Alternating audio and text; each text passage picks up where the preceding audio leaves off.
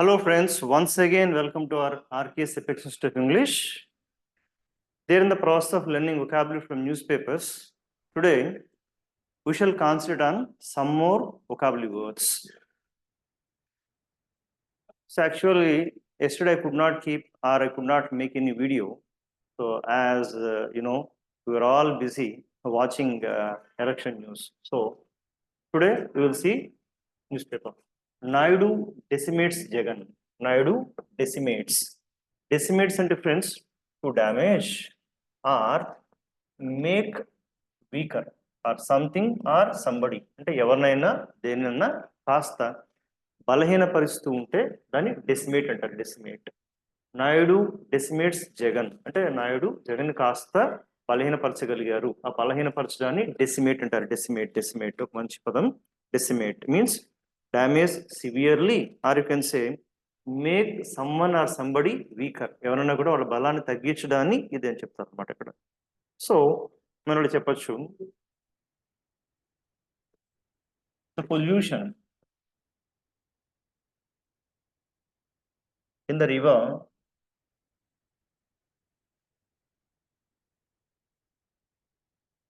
decimated all fishes.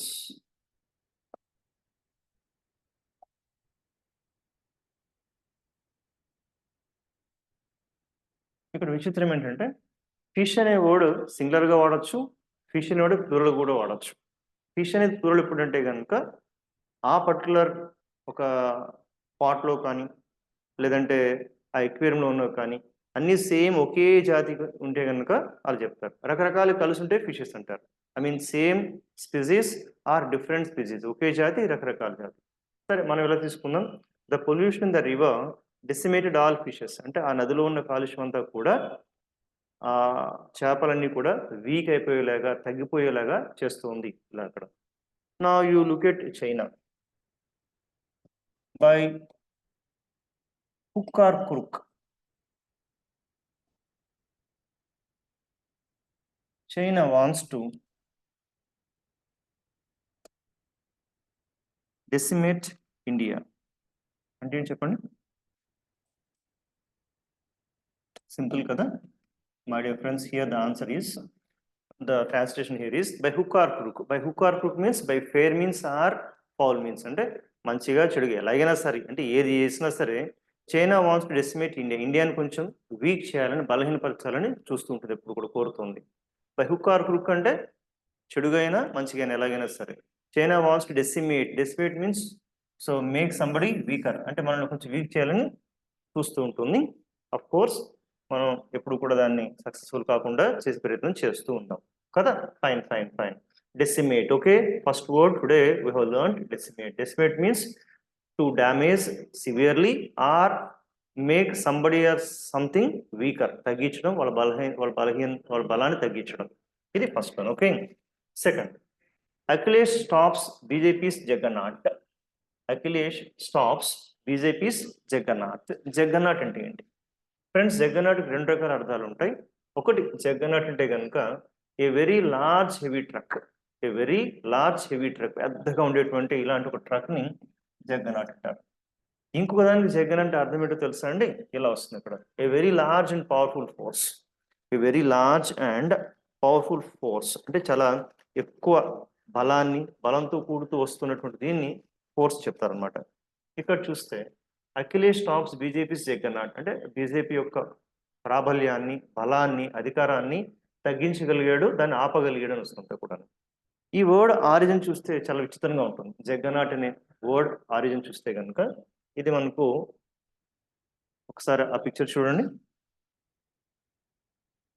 So look at the picture and here you find this chariot. Chariot ఒక రథం. Okay, మనకు రథం. మీకు పూరిలో ఉండే స్వామి జగన్నాథ స్వామి కదా, మనం పూరి జగన్నాథ్ అంటాం. అలా జగన్నాథ రథచక్రాలు అంటారు. మనకు అప్పుడప్పుడు తెలుగు పోయిటరీ కూడా వాడుతున్నారు. అంటే వస్తున్నాయి జగన్నాథ రథచక్రాలు ఇలా. అంటే ఆ రథచక్రాలు అంటే ఏంటవి? చాలా బలంతో ఫోర్స్తో ముందుకు వస్తూ ఉంటుంది అంతా కూడా. సో జగన్నాథ్ నుంచి జగన్నాథ్ అనే వర్డ్ మనకు కాయిన్ చేయడం జరిగింది, అంటే అది రావడం జరిగింది జగన్నాథ్. అంటే ఆ ఫోర్స్ని, బలాన్ని. సో అలాగా ఈ బీజేపీ యొక్క రథ చక్రాలను ఆపగలిగాడు అఖిలేష్ అనమాట ఇక్కడ. అలాగా సో ఇది 1820 ఆ టైంలో బ్రిటిషర్స్ మన ఇండియాలో ఉన్నప్పుడు ఒక బ్రిటిషర్ పర్టికులర్గా దీన్ని చూస్తూ ఆ పర్టికులర్ వర్డ్ని ఇవ్వడం జరిగింది, జగన్నాథ్ అనే దాన్ని అక్కడ. సరే సరే, అది మీరు ఇంకా ఇంట్రెస్ట్ ఉంటే కనుక ఆ స్టోరీ చదవండి, తర్వాత తెలుస్తుంది. సరే సరే, ప్రస్తుతానికి ఇక్కడ జగన్నాథ్ అంటే friends a very large and powerful force అనమాట. ఇక్కడ సింపుల్గా చెప్పాలంటే శక్తితో వస్తున్న రథచక్రాలు, ఆ రథచక్రాలకి ఇతను కొంచెం స్టాప్ చేయగలిగాడు, బ్రేక్ వేయగలిగాడు అఖిలేష్. అంటే ఆ ఫోర్స్ని కొంచెం ఆపగలిగాడు అని వాడతారు అనమాట. ఇది జగన్నాథ్ అనేది ఎక్కువగా ఏదైనా ఇండస్ట్రీ అవ్వచ్చు, కంపెనీ అవ్వచ్చు, ఆర్గనైజేషన్ అవ్వచ్చు, ఒక పార్టీ అవ్వచ్చు, వాళ్ళకున్న బలాన్ని చెప్పేటప్పుడు ఇది వాడతారు. Clear? Then you can say commercial Jagannath, or you can say same words economical Jagannath, or the same you can say financial Jagannath. ఇలా ఈ కాంబినేషన్స్ ఎక్కువగా ఇది యూజ్ చేస్తూ ఉంటాము.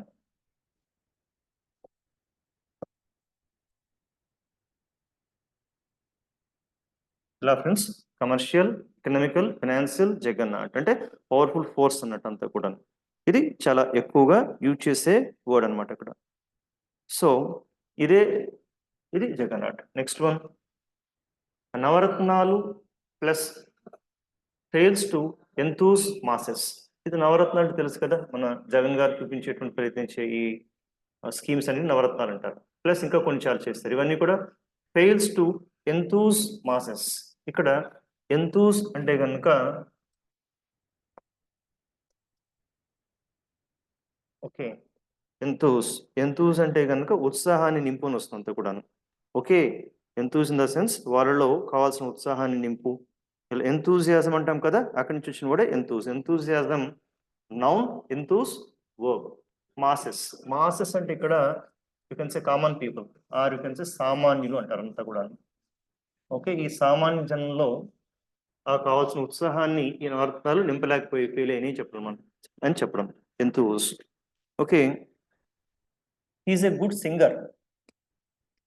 Singer but he failed to enthuse his children with it. అంటే ఆ singing లో వాళ్ళ పిల్లలకు ఆ ఉత్సాహాన్ని ఇవ్వలేకపోయాడు. he failed to enthuse. For example, he is a famous writer, బాగా మంచి writer, but he failed to enthuse his children with it. అంటే ఆ లిటరేచర్ యొక్క టేస్ట్ని వాళ్ళ పిల్లలతో ఇవ్వలేకపోయాడు. అంటే enthuse in the sense inspire చేయడం, వాళ్ళని కొంచెం ఉత్సాహాన్ని కలిగించడం, ఇవ్వడం, ఇట్లా అంతా కూడా. So friends, Navaratnalu plus fails to enthuse masses. Enthuse అనేది ఒక వర్బ్ అండి, ఎంతూజియాజం ఉత్సాహం అది నౌన్ అవుతుంది ఇక్కడ. Clear? Enthuse. Next one, kids fail to carry on their parents legacy. చాలా మంచి పదం. Kids fail to carry on their parents legacy. Legacy అంటే ఏంటి? లెగసీ అంటే కనుక ఒక విధంగా పరంపర లేదా వారసత్వ పరంపర ఇటు వస్తుంది ఇక్కడ. లెగసీకి రెండు రకాలు చెప్పొచ్చు. ఒకటి లెగసీ అంటే కనుక పేరెంట్స్ నుంచి కానీ పెద్దల నుంచి కానీ వాళ్ళకి వచ్చేటువంటి ఒక ప్రాపర్టీ, అంటే వాళ్ళ ప్రాపర్టీ ఏదైనా వస్తుంది అనుకోండి, అది లెగసీ అనొచ్చు. అదే లెగసీ అంటే కనుక ఇంకొకటి వారసత్వ సంపద కూడా చెప్పచ్చు. అంటే కల్చరల్గా ఒకరి నుంచి ఒకరి జనరేషన్ చూసినటువంటి వారసత్వ సంపద అంటే కేవలం ప్రాపర్టీనే కాదు, ఇలాంటిది కూడా. ఇక్కడ అర్థం ఏంటి? Kids fail to carry on their parents legacy అంటే తల్లిదండ్రులను చూస్తున్నటువంటి వారసత్వ సంపదని తీసుకుని ఫెయిల్ అవుతున్నారు. అంటే వాళ్ళ క్రమశిక్షణ కానీ లేదంటే వాళ్ళ వాల్యూస్ని కానీ అలా నెక్స్ట్ జనరేషన్ ఇవ్వలేకపోతుందంటే కనుక అక్కడ ఫెయిల్ అవుతున్నారు అని చెప్తాం అన్నమాట. Parents legacy. ఇదే మీరు ఇలా కూడా చెప్తారు చూడండి. So the legacy of Swami Vivekananda. అంటే ఏంటి? స్వామి వివేకానంద గారు మనకి ఇచ్చినటువంటి వారసత్వ సంపద లెగసీ. ఇది ఒక మంచి పదం అండి, చక్కగా మనం వాడచ్చు. ప్రాపర్టీ కూడా వాడతారు అంటే ఎట్లాగా? So she received a small legacy from her parents. ఇక్కడ లెగసీ అంటే కొంచెం ఏదో ధనమో సంపద ఏదో వచ్చింది అన్నట్లు లెక్క, అది వేరు. ఇక్కడ లెగసీ అంటే కనుక ఒక కల్చరల్గా కానీ ఏదైనా వస్తున్నట్టు ఒక సంపద వాల్యూస్ పరంగా వచ్చేదంతా కూడా. If you take Greeks, the Greeks have a rich legacy of literature. అంటే వాళ్ళకు ఈ లిటరేచర్ పరంగా చాలా సంపద వాళ్ళకు ఉంది అని చెప్పడం అంతా కూడా. లిటరేచర్ సాహిత్య సంపద చాలా వచ్చింది వాళ్ళు గ్రీక్ నుంచి అన్నట్టు. ఇలాగ ఫ్రెండ్స్ లెగసీ ఒక మంచి పదం. సో ఫ్రెండ్స్ ఇలా ఈ వీడియోలో మనం ఈ వర్డ్స్ నేర్చుకుందాం. మరికొన్ని మంచి మంచి వొకాబులరీ వర్డ్స్తో రాబోయే వీడియోస్లో చూద్దాం. Till then bye bye. Thank you.